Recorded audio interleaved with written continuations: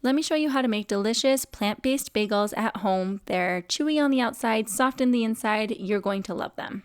You're going to add all the ingredients to the mixer, but keep back a half a cup of flour. You're going to wait and see how sticky the dough is before you add that last half a cup. So here I'm mixing it for about a minute, and then I'm gonna go ahead and give it a little poke with my finger and see how sticky it is.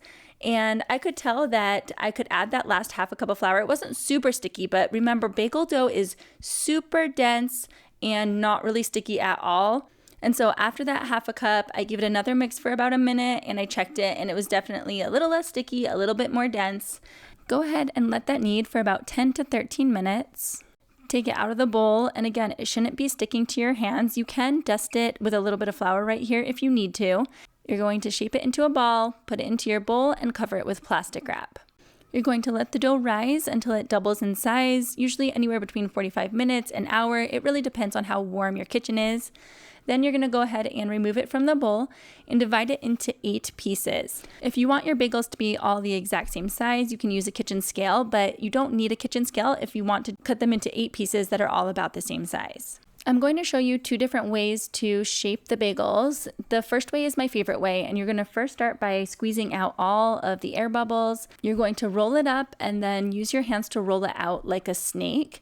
You want it to be long enough so that it fits around your hand and overlaps in the middle, because you're going to apply pressure to those 2 ends to seal them together.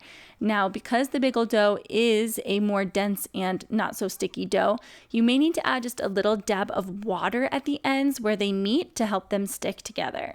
And then at the very end, you're just going to go ahead and pinch any seams that you see. As you can see here, there's just like a little bit of a seam, an end piece that's sticking out, and you're just going to go ahead and pinch that into the dough. Next, I'm going to show you the second method for shaping the bagels. Again, you're going to start by squeezing out any extra air, and then you're going to go ahead and roll it into a ball. And so the motion here for rolling it into the ball is you're using like the edge of your fingers, like your pinky and ring finger, and kind of tucking it underneath while applying a little pressure on top with the palm of your hand. And then once you have it into a nice tight ball, you're going to poke a hole through the middle, and you're going to slowly stretch out the center of the hole. You want to do this really slow so that the dough doesn't rip. And then eventually, when your hole is big enough, I also like to kind of just turn it out, and you'll see that right here. Ready?